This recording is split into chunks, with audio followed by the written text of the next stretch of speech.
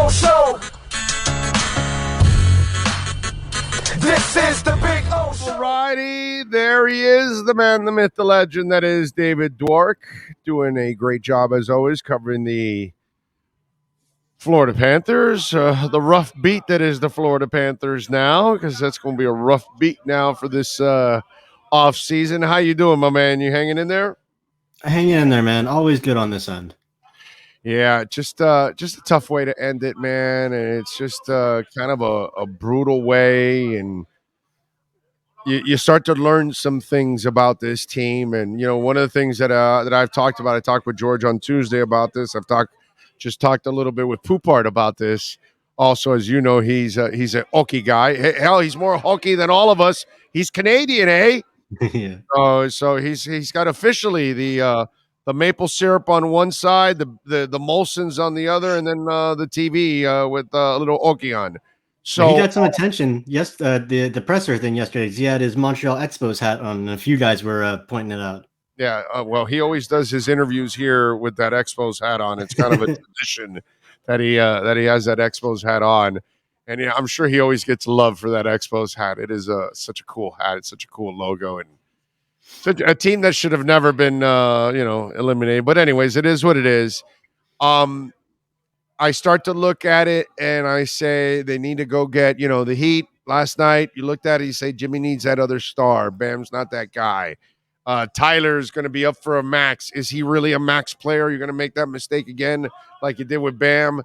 Huberdeau, Barkov are your franchise guys. We know that. I think you're going to have to part ways with them. It's probably Hubie. You need to go find yourself a Stamkos. You need to go find yourself some guy that's, do a Pat Riley, my brother. Find the disgruntled Alonzo Mourning, Shaquille O'Neal, Jimmy Butler. Go trade for that guy. Do you agree or disagree? Does Bill Zito need to make some kind of a shakeup at the top of this roster? I don't think that's going to happen just yet. I think, it stings right now, the playoff loss, but they did just have one of the most remarkable regular seasons in league history, not in Panthers history. It was one of the best seasons the league has seen. And there's a lot of good, positive vibes. There's a lot to take away from this season with this roster. I think it might be a little premature to say these guys had one rough playoff series against a two-time defending champion Tampa Lightning team that dismantled them. No. They didn't show up in Washington, bro. They didn't show up. They still won that series. They still found a way to win it. Verhaeghe was the stud.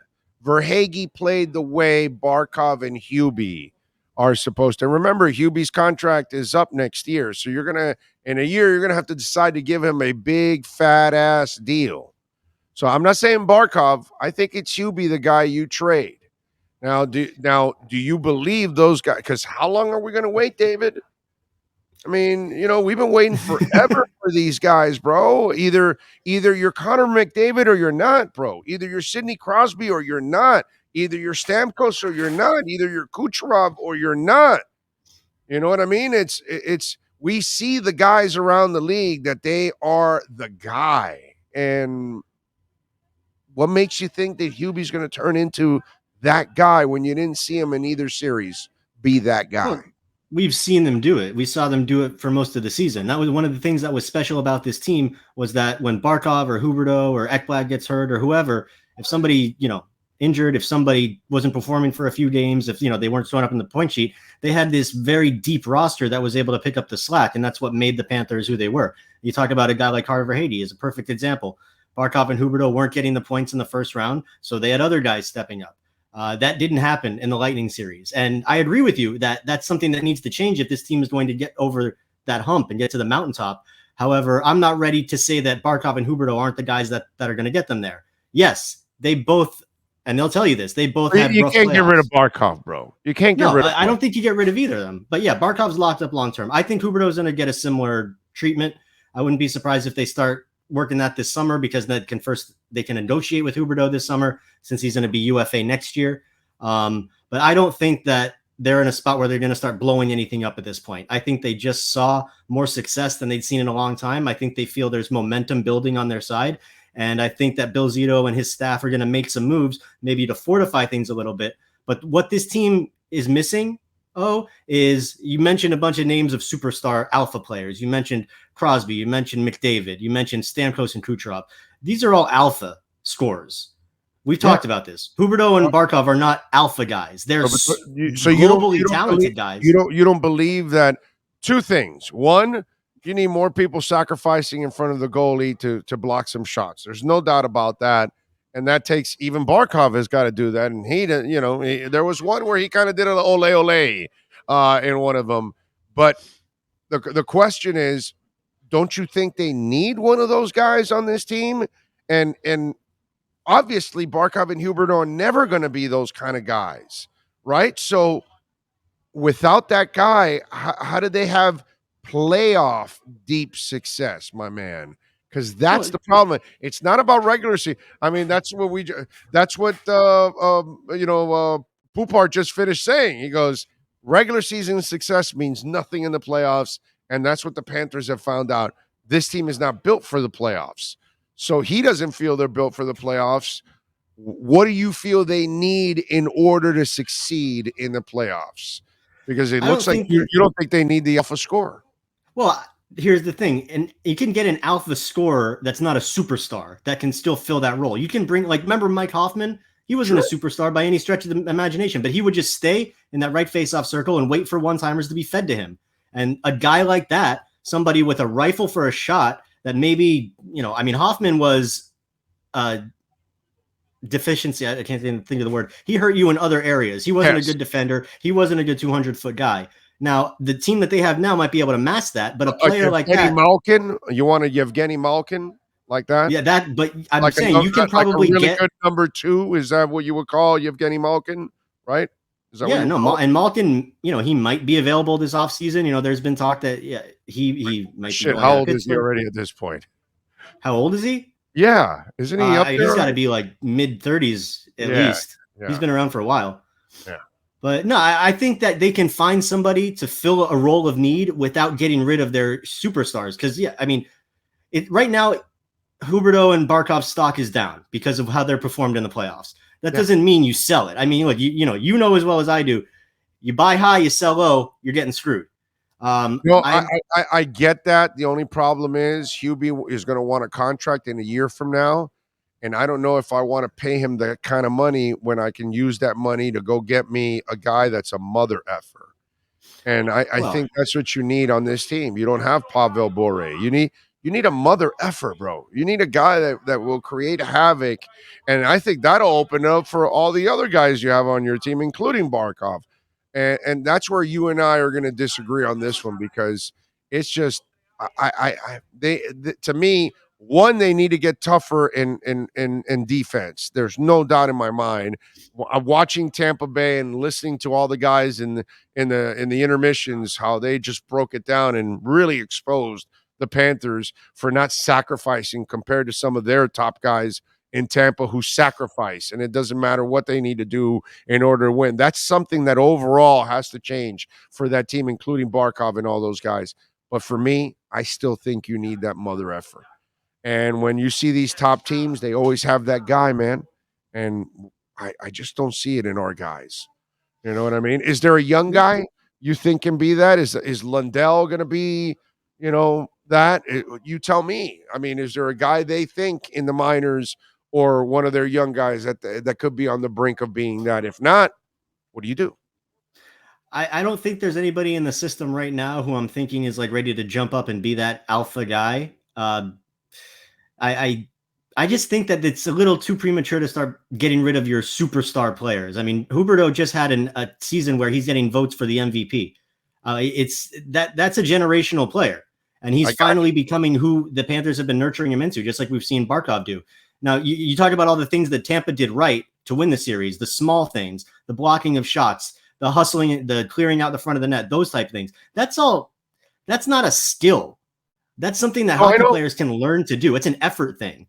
And I think those are the lessons. That's what I said. That's something that they all got to get better at. Yeah, there's no doubt. Well, I think going through what they went through the last 2 years against Tampa and the Washington series as well, when you see veteran teams that completely changed the way they were during the regular season in order to find success in the postseason, it would have been nice if the Panthers would have figured that out on their own. But how many of us fall on our face before we learn our lessons.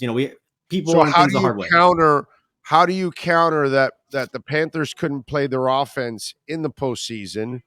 Both Washington and Tampa mucked it up, slowed it down, didn't allow them all that open space on the ice.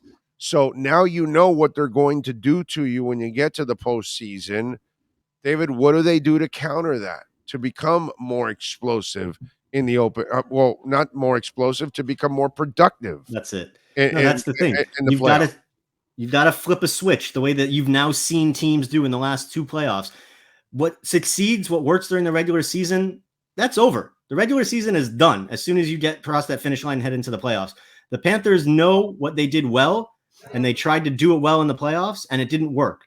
And maybe this is a question for the coaching staff, that they didn't switch things up a little bit, that they didn't start trying to muck things up in the neutral zone, that they didn't try to slow things down, try to hustle a little bit more instead of getting to their spots. And that's something that, there are going to be conversations in the next couple of weeks, probably, if not sooner, because the Panthers have a big decision to make in that regard. And that's whether they're taking the interim tag off of Bruno and keeping him around.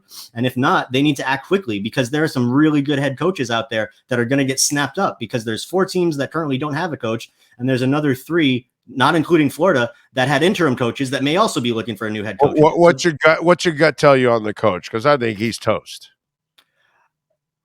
My gut is telling me to shut up, because we haven't made a decision yet. No. There's no fence straddling here. I'd be probably more surprised. What do you think? I'd be more surprised. No, I'd be more surprised if they kept Bruno than they bring in a veteran guy, because that's the other thing to keep in mind. All the stuff that Blvd has done in his 2 years here, he's never had a chance to choose his own head coach. Exactly. So that's something else to take into consideration. Right, and he inherited this interim coach. You know what I mean? Yeah, he inherited Q, which was fine. Right. Well, he was Q's assistant. It was Q that brought him aboard. I'm sorry, I'm talking about Bruno. But yeah, Zito walked in, Q was here, established coach, all that good stuff. Sure, you let him do his thing. He's a Hall of Famer. Right. Obviously, some shit happened, and they had to make a quick decision, so they went with the guy that's going to keep the ship righted. That's not going to mess anything up. And look, it worked. And to a certain extent, they had an amazing season. I think our guys would have done a little better. I don't know if that's enough. I think our guys would have done a little better with Q. I don't know why, but Q would have been the guy who can rattle their cages, and they can't say shit. And I don't know if Brunette can rattle somebody's cage, because he's never been there and done it as a coach. Okay, yep. Which is the difference, and that's why I think they're going to go get that. What is it, Barry Trotz, or who's available? Give me some of those veteran. Barry Trotz, Pete DeBoer, Claude Julien, Paul Maurice. Pete DeBoer's second go around here, right? Well, we were, I think, his first team. I think kind of like we were with Kevin Dineen, just like we were with Bob Budner. Like the Panthers were kind of the virgin trials for a lot of these coaches. And now, you've seen Budner. He was very good for the Sharks for a while. DeBoer's had success wherever he's gone. He took the Devils to the finals. Yeah. He took someone else that I blanking on who he was with between them and Vegas. But DeBoer's had plenty of success. How about Gallant now? Gallant is still alive too, huh? Gallant is coaching a team that's still playing right now. He's not going anywhere. Yeah, and he's got a player on his team that the Panthers traded, and he's also done a little some there in Vetrano. Yeah. Vetrano's having a great playoff, and they put him in a position to succeed. They got him on the wing with some speedy, talented players, and they're just telling him to do what he does. Yeah, that's interesting stuff. All right, give us dates. When does the heat in the kitchen start to build up here? Free agency. Give me some dates. What do we got to look forward to? I don't know the exact dates off the top of my head. You're putting me on the spot here. I know that it's the draft is going to come at, I think, the 8th or 9th of July in Montreal. I don't give a shit about the draft. No, in terms of dates, it's the draft, and then you start getting into free agency, and then you start getting into the new season. I care about free agency. I care about trades. I care about coaching changes. I don't want to hear about prospects.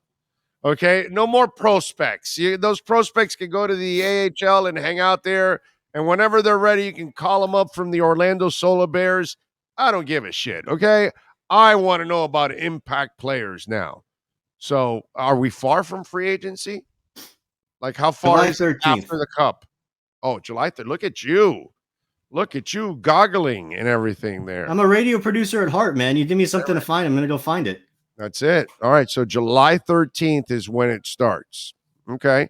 And when would they make a decision on Bruno? I would imagine way before that. Oh, I would think that's going to come in the next couple of weeks. Like Okay. whichever way you're going, if you're keeping him, fine. If you're moving on, you need to make that decision sooner rather than later if you want to have your best options for coaches that are out there. Now, they might already have a guy in mind and they might have a timetable in mind. There's a lot that I don't know about this. This is something that I plan on digging into in the next week or so. Obviously, the season just ended, so you have to make that adjustment into when you start pestering your sources.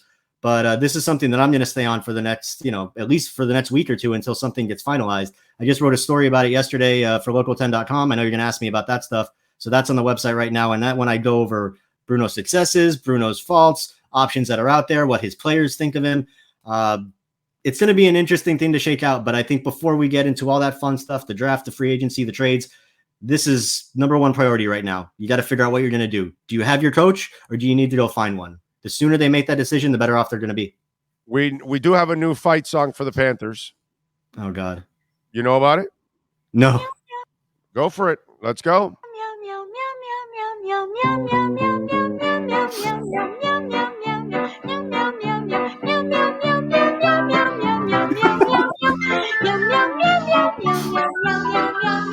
Yep. This always reminds me of Dr. Evil and Austin Powers. Exactly. So the Panthers now play in the litter box. They don't play at the FTX Arena anymore. They play at the litter box, and they're now kittens. So, until further notice, maybe one day they'll become cats. They're playoff kittens. I'll give you that. They're kittens. They were kittens in the playoffs. They got pushed around like little kittens in the playoffs. They were meowing. There was no growl. There was no roaring. No nothing. I was very disappointed in the meow mixes. It's just considering they finally went around, it was very disappointing the way that it ended. Yeah, no, definitely. Fans, I'm telling you, they should all go drop off kitty litter and catnip and everything over at Panthers Land. Or, I'm sorry. Top YouTubers are Kitty Land. At Kitty Land, not Panther Kitty Land. Land. It's called Kitty Land now there. And just, tell the folks there at the Panthers, here's a little catnip for the boys. They can play with all off season. So we'll see. All right. Follow my at WPLG. Listen to the podcast, Chirping the Cats podcast, and tell them about it. When's the new episode coming? Hopefully in the next couple of days. I've got one planned out with Aaron Brown, who covers the Panthers and hockey generally for the hockey news. She's with me at a lot of games. You see her on Twitter.